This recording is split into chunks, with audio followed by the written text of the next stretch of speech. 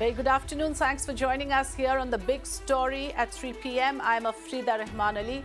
As more nations look to put travel curbs, United Nations head Antonio Guterres has condemned travel restrictions imposed on South African nations after detection of Omicron variant. Guterres said that countries should instead focus on safe travel SOP.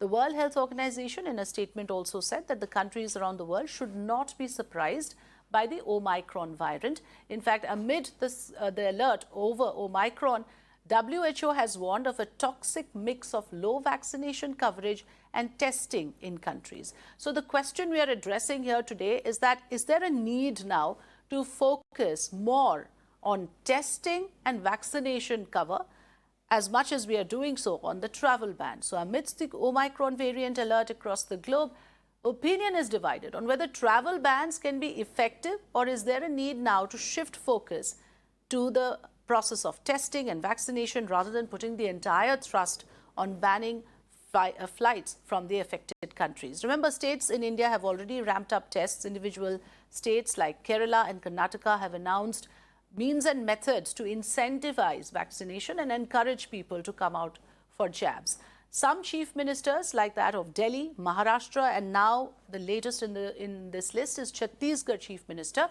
pushing for a travel ban from those countries where there are cases of Omicron. So here on The Big Story today, we are asking, is vaccination cover the real solution and the need of the hour, or should nations continue to focus on stringent travel norms? Also, we will ask experts on whether travel curbs actually work on COVID variants. Let's welcome Dr. Rajeev Jayadevan, Scientific Advisor of the IMA, joining us here this afternoon. Thank you so much for joining us. Also, Dr. Sanjeet Sasidharan, Head of Critical Care, SL Raheja Hospital. Thank you so much, both the doctors here on the panel today. And before I go across to you, I just want to play out like I said, the opinion is divided, and we want to just play out the important inputs that we have on this, where some chief ministers have announced new means and methods to encourage vaccination, whereas there are others who are more focused on travel bans. Let's listen in first. In fact, we have here Jyotiraditya's statement in Parliament, where he talks about how the travel ban process is working out in India, and then Chief Ministers Bhupesh Baghel of Chhattisgarh. Also, we have Delhi Minister Satyendra Jain opining on this entire issue. Let's listen in. खुशी है इस सदन को ये सूचना देते हुए कि आज तक करीब 1,83,00,000 लोग इस सुविधा के आधार पर अपने घर वापस आए हैं और भारत से वापस अपने घर वापस जा पाए हैं। हमारी कोशिश सदैव रही है कि इसे धीरे धीरे करके हम लोग नॉर्मलाइज करें, पर जैसे आपको भी सूचना है कि पिछले कई दिनों में ये ओमिक्रॉन जो वेरिएंट आया है कोविड का, इसके आधार पर दोबारा पूरा विश्व सचेत हो चुका है। WHO और बाकी एजेंसीज ने भी कहा है कि सचेतता हमें रखनी होगी। वर्तमान में 31 देशों के साथ हमारा एयर बबल एग्रीमेंट है और 10 देशों के साथ हमारा प्रस्ताव भी है एयर बबल एग्रीमेंट की शुरुआत करने के लिए। जो भी अफेक्टेड कंट्रीज हैं उनसे आने वाली फ्लाइट्स में सभी लोगों को एयरपोर्ट के ऊपर RT-PCR टेस्ट सबका किया जा रहा है। दिल्ली में भी कितने मरीज हैं इसके सस्पेक्टेड या जो देखिए, जो बाहर से आने वाले जो पेशेंट हैं उसमें 4 लोग ऐसे हैं जो पॉजिटिव पाए गए हैं। उनको LNJP हॉस्पिटल में रखा गया है और उनके साथ 4 लोग और हैं जो कि अभी कंफर्म नहीं है कि पॉजिटिव है नहीं, क्योंकि उनके क्लोज कॉन्टेक्ट हैं, वो रिलेटिव हैं या घर बिल्कुल साथ हैं। तो उनका टेस्ट दोबारा किया जा रहा है। आज उसकी रिपोर्ट आएगी वो पॉजिटिव है या नहीं है। परंतु अभी ये नहीं पता कि ओमिक्रॉन है या नहीं, क्योंकि यूरोप के अंदर ज़्यादातर पेशेंट यूरोप के ही हैं, UK, बेल्जियम, फ्रांस, 3-4 कंट्रीज के। तो अभी ये नहीं पता कि भी वो डेल्टा वेरिएंट है या ओमिक्रॉन है या कोई और वेरिएंट है। वो जीनोम सीक्वेंसिंग के बाद पता लगेगा। Dr. Jayadevan, coming to you first on this. Like I said, opinion seems to be divided, especially now with the United Nations chief, weighing in on the fact that these travel bans are preposterous. The Omicron variant actually is not something that you can prevent merely by focusing on banning flights from the affected countries. Since you are somebody who would know more about the behavior of the virus or variant in this case, what do you have to say on this, sir? Well, the first thing our viewers must understand is the mere presence of a list of mutations does not mean that this virus is dangerous. And that's very important to understand first. It is the number of mutations that has concerned the World Health Organization and other experts. It is not really the documented behavior. In fact, if you look at documented behavior of the virus so far, if you look at the reliable information, in fact, there's very little available.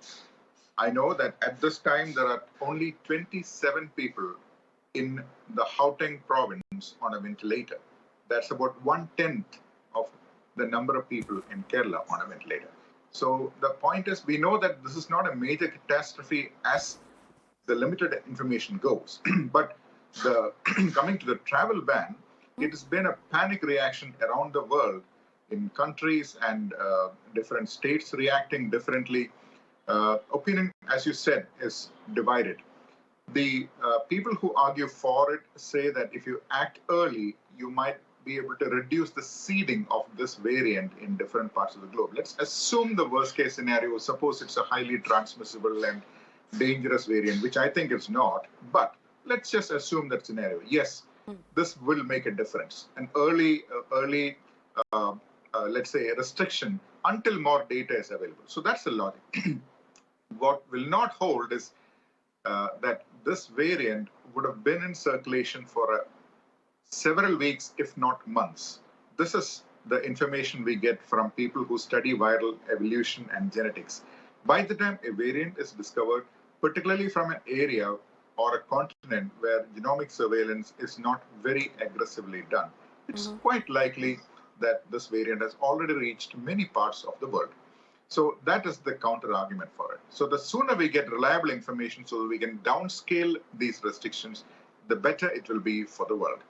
That's very important, Dr. Jayadevan, the clarity that you give us on this. And I have read this as well, where other experts are saying that it is not as if the Omicron variant emerged in South Africa. Yes, it was detected in South Africa, and you are also to a certain extent saying that it is highly possible it has already reached other parts of the world. So to then punish only those nations is a fallacy of sorts. Do you agree, Dr. Sanjeet Sashidharan, on this?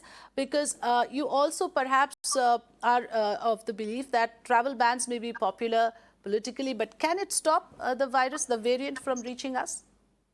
So travel bans are politically, it looks very decisive, but medically, we know that it is kind of very, very ineffective. In fact, it will adversely impact global health efforts. In fact, you will disincentivize those countries who are reporting and sharing epidemiological data and sequencing data.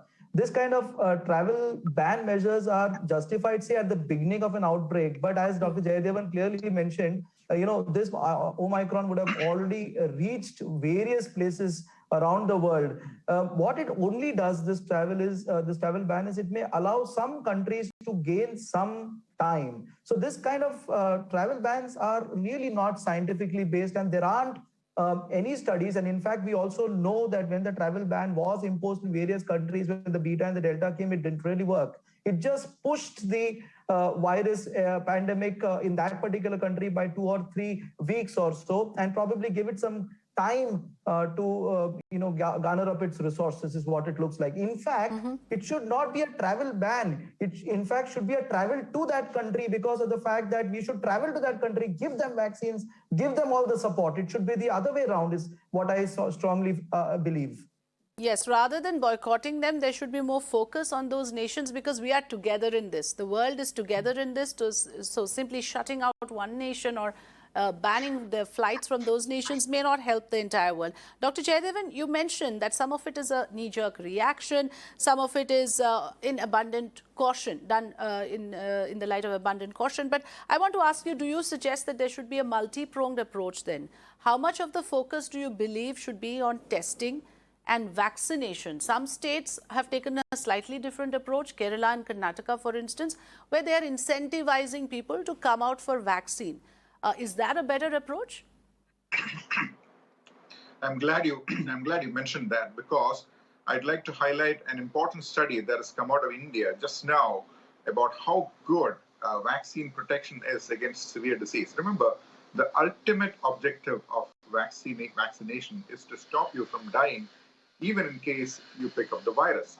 Yes. Now, the vaccines in India, when given in 2 doses, are extremely effective at preventing severe disease. And this study, the part I wish to highlight is that there is something called the T cell immunity, which is different from antibodies, which are not affected by these mutations to any significant extent. In fact, about 97% of the epitopes, which is basically the part of the virus that these T cells recognize, are conserved across variants. In plain English, it means even if the virus changes an amino acid here and there, or if there's a mutation here and there, our T cells cannot be fooled. And this is an important message. In English, again, it translates that if you give a vaccine, even if a variant comes along, the chance of dying will not be increased. So that is an important concept. Now, we don't know much about Omicron. I might add that because we are just speculating about its characteristics. But if you take the history of all the variants so far, dozens of them, none of them really have caused more severe disease, apart from slight variations here and there. So we should focus on vaccination, getting the 2 doses out to our people. People who've received 1 dose, they must take another dose. Okay. People who've been through a natural infection must get at least 1 dose at the earliest to get good antibody protection against infection. Yes. So Dr. Jayadevan strongly imploring, and this is a message I want to put across as well, that, those of you who have not gone for your second jab thinking that COVID is subsided, it's not so. Experts have been telling us time and again, please go ahead with the second jab. In many of the states, it's reported that people are either of the impression that they're protected with 1 dose, or they are simply lazy and have decided that there is no more threat.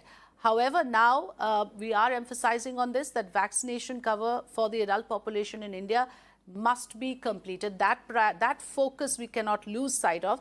Dr. Sanjeet Sasidharan, what about testing? Now, there are a couple of FAQs around it, whether the RT-PCR test is good enough to detect any sort of variant. And do you also agree with Dr. Jayadevan that there is nothing to suggest that Omicron is vaccine resistant? Rather, it is very possible that the current vaccines that we have will protect us from other mutations of this virus.